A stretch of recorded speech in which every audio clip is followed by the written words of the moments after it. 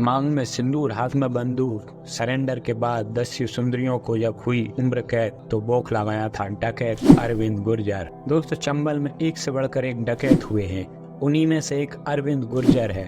2005 में अरविंद गुर्जर ने 3 10 सुंदरियों के साथ सरेंडर किया था। इन 10 सुंदरियों में एक उसकी पत्नी थी। दोस्तों, आपको डकैत अरविंद गुर्जर की कहानी सुनाने से पहले आप वीडियो को लाइक और चैनल को सब्सक्राइब कर लें। आइए दोस्तों, शुरू करते हैं अरविंद गुर्जर की कहानी। मांग में लाल सिंदूर, हाथ में बंदूक। अरविंद गुर्जर के साथ जब 3 10 सुंदरियों सरेंडर करने आई तो देखने के लिए भीड़ उमड़ पड़ी थी। हथियार डालने वाली 10 सुंदरियों में एक डकैत अरविंद गुर्जर की पत्नी थी।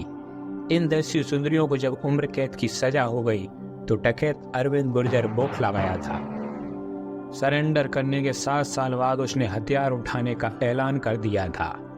90 के दशक में अरविंद गुर्जर के साथ सरेंडर करने वाली सुंदरियों में अनीता कछवाहा, शीला इंदौरी और गंगा पांडे थी, जिसमें से अनीता कछवाहा अरविंद गुर्जर की पत्नी थी।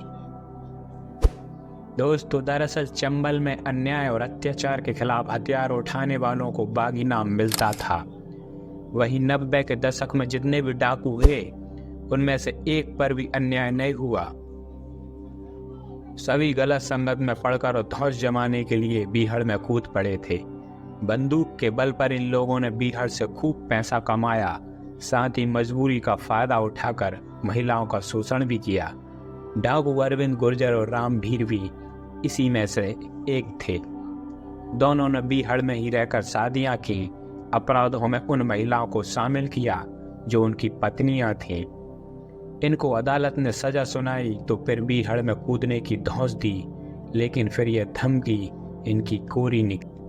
अपहरण के एक मामले में अरविंद गुर्जर और उसकी पत्नी अनीता कछवाहा, रामवीर गुर्जर और उसकी पत्नी शीला इंदौरी सहित गिरोह के अन्य डकैतों को आजीवन कारावास सुनाई गई थी। इसके साथ ही 50-50 हजार रुपए का अर्थदंड भी लगाया था। पत्नी की सजा से बौखलाए अरविंद गुर्जर ने काफी देर तक कोर्ट परिसर में हंगामा भी किया था। दोस्तों, 2005 में डकैत अरविंद गुर्जर ने भिंड की पुलिस लाइन में 3 महिला डकैतों के साथ सरेंडर किया था।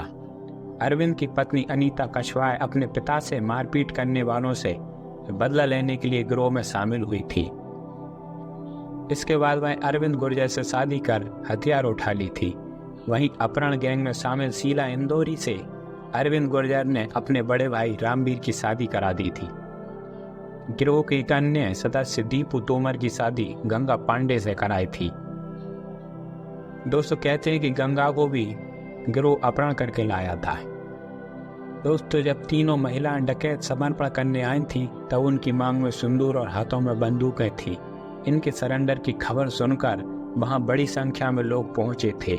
लोगों ने पहली बार महिला डकैतों को ऐसे देखा था। दोस्तों, अरविंद गुर्जर चंबल का पहला ऐसा डाकू था जिसने सबसे पहले अपने लिए कीपैड मोबाइल खरीदा था। वो मोबाइल से अपने संरक्षण दाताओं से बात करता था। 2005 में जब डकैत अरविंद ने भिंड पुलिस लाइन में सरेंडर किया था तब भी उसके पास नोकिया का मोबाइल था। समर्पण के दौरान भी उसने कई बार मोबाइल से बात की थी। एक पुलिस अधिकारी ने बताया था कि मोबाइल के जरिए ही उसे सरेंडर के लिए तैयार किया गया था। जुर्म की दुनिया में आने से पहले अरविंद इंदौर में प्राइवेट नौकरी करता था। यहीं से उसे मोबाइल के बारे में जानकारी हो गई थी। दोस्तों, समर्पण के समय भी उसने पुलिस के सामने यह मांग रखी थी कि उसे जेल में मोबाइल रखने की छूट दी जाएगी। वहीं जेल मैनुअल का हवाला देकर उसे यह छूट नहीं दी गई थी।